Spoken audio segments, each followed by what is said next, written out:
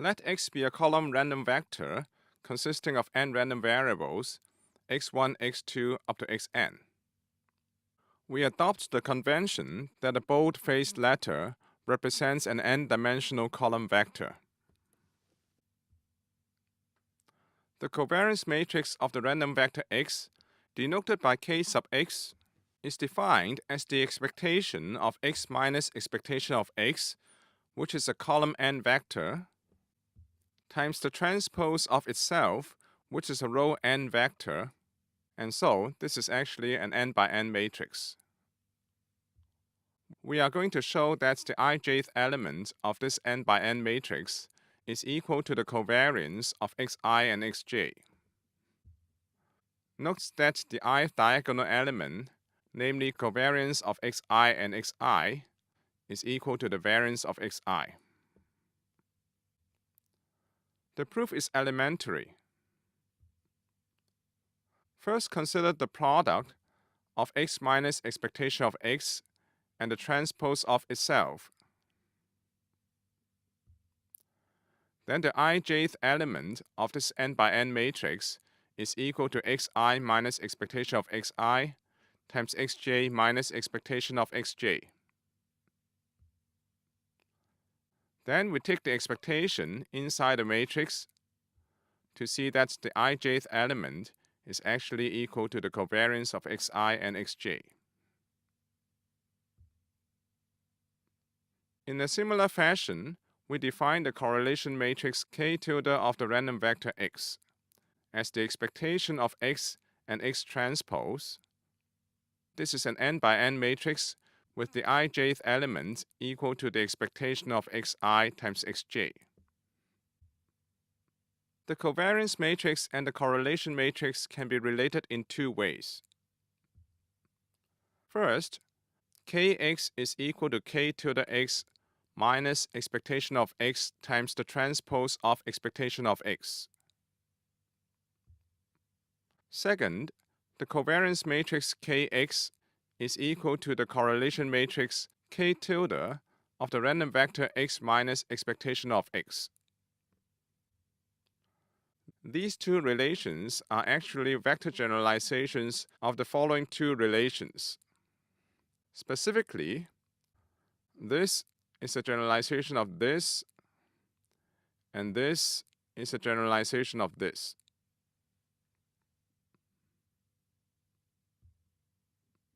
We now define the Gaussian distribution, which will be used repeatedly in this chapter and the next chapter. The Gaussian distribution of a real random variable with mean mu and variance sigma square is denoted by n of mu comma sigma square, with the probability density function fx equals 1 over square root 2 pi sigma square e to the power minus x minus mu square divided by 2 sigma square for all values of x. The multivariate Gaussian distribution of an n-dimensional random vector with mean mu, where mu is an n-dimensional vector, and covariance matrix K, is denoted by n of mu comma k. The joint PDF of the distribution is given by fx equals 1 over square root 2 pi to the power n times the square root of the determinant of the covariance matrix K times e to the power minus 1/2 x minus mu transpose times k inverse times x minus mu for all k-dimensional vectors x, where the covariance matrix K is a symmetric positive definite matrix. Note that x minus mu transpose is a 1 by n vector, K inverse is an n by n matrix, and x minus mu is an n by 1 vector. And so the product of these three matrices is a scalar.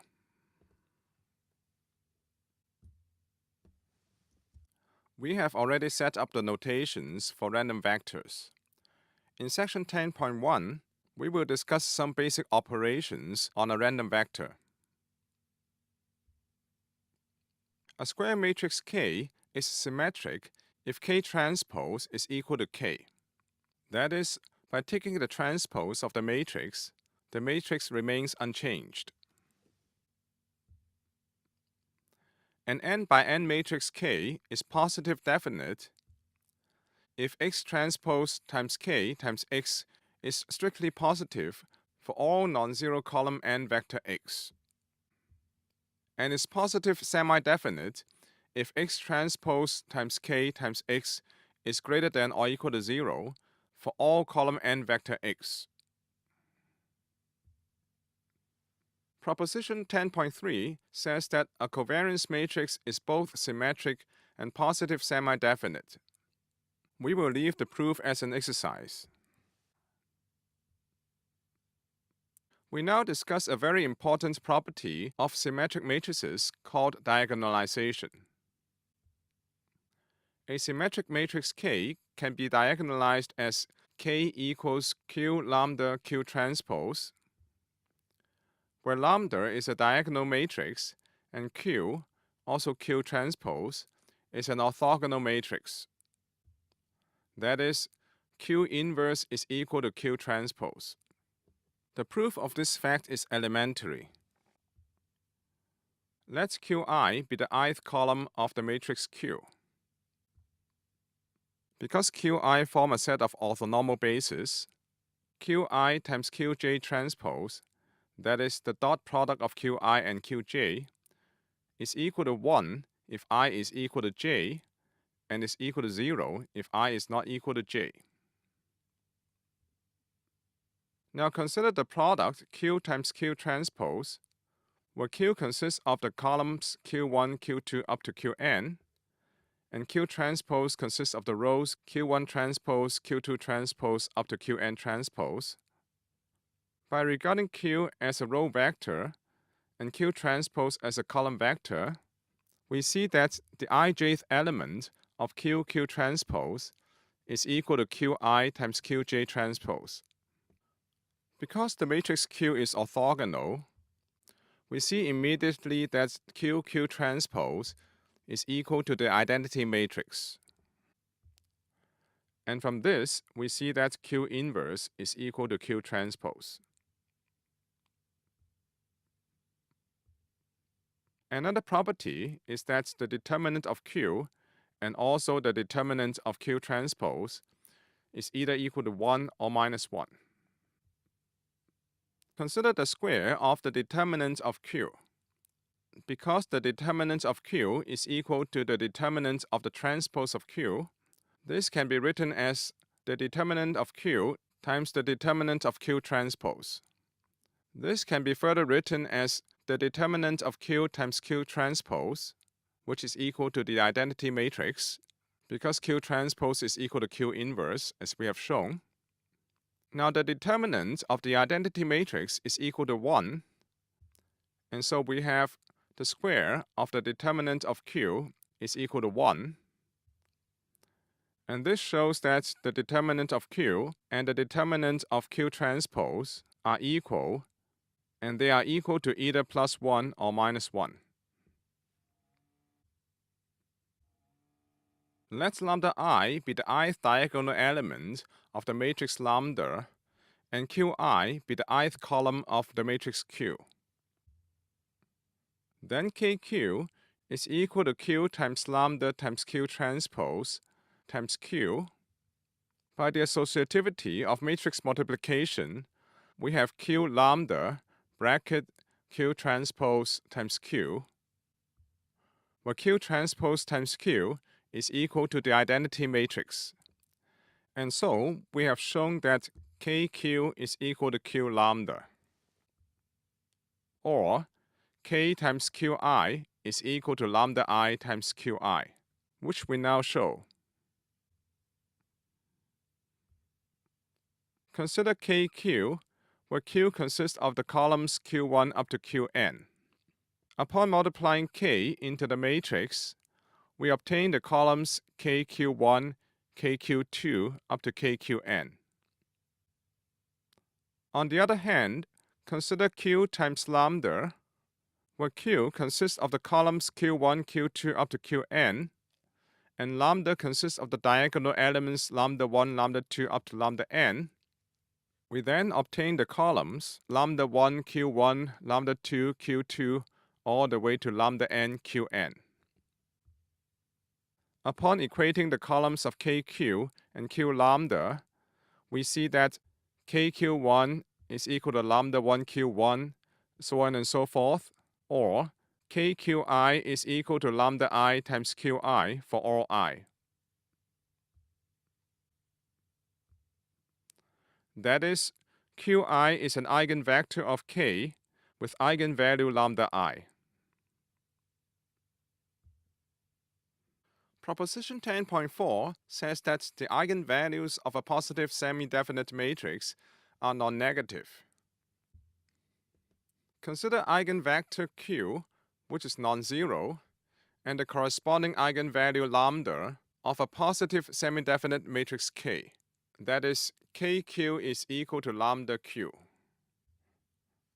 Since K is positive semi-definite, Q transpose times K times Q is greater than or equal to 0. Now Kq is equal to lambda Q from the above, and this is equal to lambda times Q transpose times Q. Now Q transpose times Q is the magnitude square of the vector Q, and so it is strictly positive, and therefore we see that lambda is greater than or equal to 0. This proves the proposition. As a remark, since a covariance matrix is both symmetric and positive semi-definite, it is diagonalizable and its eigenvalues are non-negative. Proposition 10.5 is about taking linear transformation of a random vector. Let y equals A times x, where A is an n by n constant matrix. Then K sub y, that is, the covariance matrix of y, is equal to A times K sub x times A transpose. And similarly, K tilde sub y, the correlation matrix of y, is equal to A times K tilde sub x times A transpose.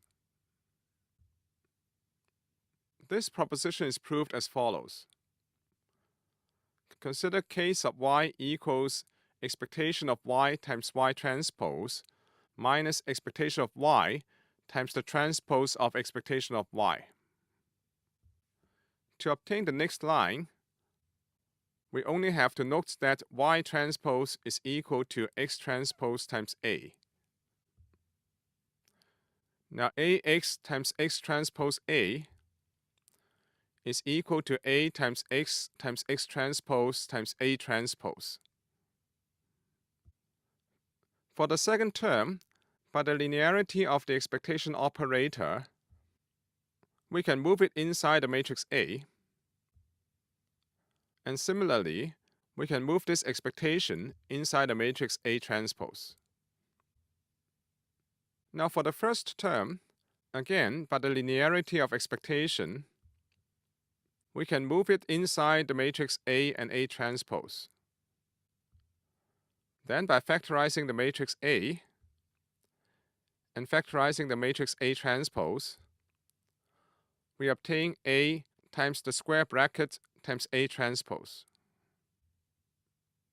Now inside the square bracket, we have expectation of x times x transpose minus the expectation of x times the transpose of the expectation of x, which is K sub x, the covariance matrix of the vector x. This proves the first part of the proposition. The proof for the second part of the proposition is similar, and it is omitted. The next proposition is about the correlation of a random vector. Let y be Q transpose x, where the matrix Q is obtained from the diagonalization of the matrix K sub x. That is, Kx is equal to Q times lambda times Q transpose. Then K sub y is equal to lambda. That is, the random variables in y are uncorrelated, and the variance of yi is equal to lambda I for all I. We now prove the lemma. By proposition 10.5,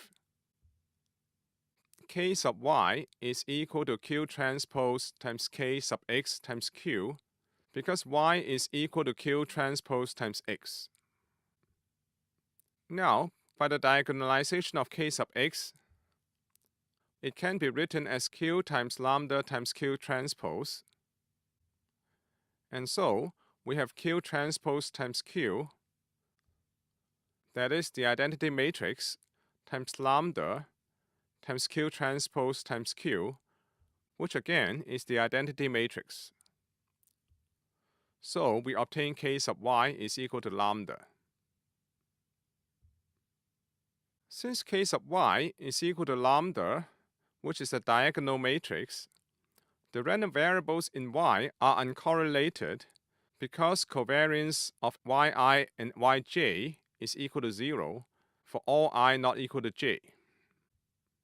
Furthermore, the variance of yi is given by the ith diagonal element of K sub y equals lambda, that is lambda I, and so the proposition is proved.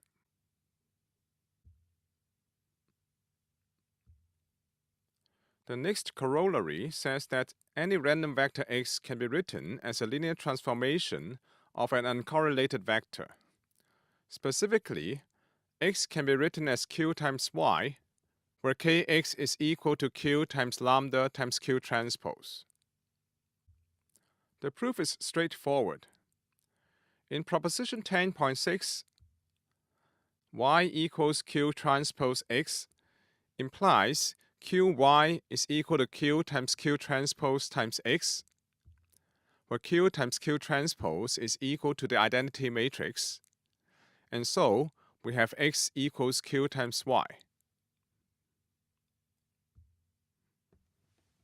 Proposition 10.8 says the following. Let x and z be independent, and y is equal to x plus z. Then the covariance matrix of y is equal to the covariance matrix of x plus the covariance matrix of z. Here are some remarks. If y is equal to summation xi, I from 1 up to n, where x1, x2 up to xn are mutually independent, then the covariance matrix of y is equal to the sum of the covariance matrices of xi, where I is from 1 up to n. When xi are scalars, this reduces to variance of y is equal to summation variance xi, I from 1 up to n. Proposition 10.9 is about preservation of energy for an orthogonal transformation. Let y equals q times x, where q is an orthogonal matrix. Then the expectation of summation yi square is equal to the expectation of summation xi square. We now prove the proposition. Consider summation yi square equals y transpose times y. Now y is equal to q times x.